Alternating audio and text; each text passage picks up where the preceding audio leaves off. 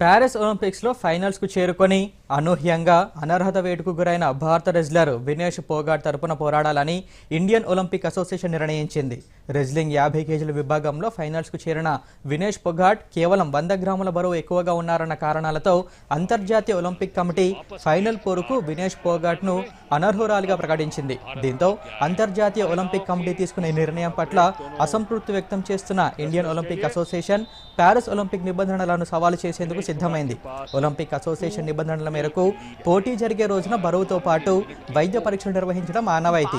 అయితే మంగళవారం రాత్రి సెమీస్ పోరులో తలపడినప్పుడు లేని పోగాట్ బరువు బుధవారం ఉదయానికి పెరగడం పైన ఐఓఏ అనుమానాలను వ్యక్తం చేసింది. ఈ విషయాన్ని అంతర్జాతీయ ఒలింపిక్ కమిటీ దృష్టికి తీసుకెళ్లి నిర్ణయాన్ని పునఃసమీక్షించాలంటూ కోరాలని నిర్ణయించింది.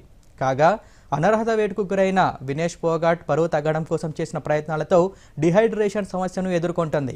అప్పటికే శరీరం నిస్సత్తువగా మారడం, ఒలింపిక్ కమిటీ నుంచి అనర్హత నిర్ణయం వెలువడడంతో వినేష్ పోగాట్ ఒక్కసారిగా అస్వస్థతకు గురైందని రెజ్లింగ్ సమైక్య తెలిపింది. దీంతో పోగాట్ హుటాహుటిన ఆసుపత్రికి తరలించామని ప్యారిస్లోని ఆసుపత్రిలో చికిత్స అందిస్తున్నట్లు తెలిపారు.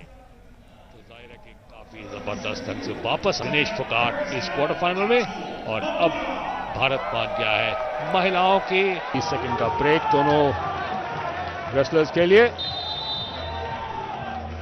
विनेश फोगाट के पास 2-0 की लीड है आखिरी मिनट की ओर। बाकी ऑक्साना के पास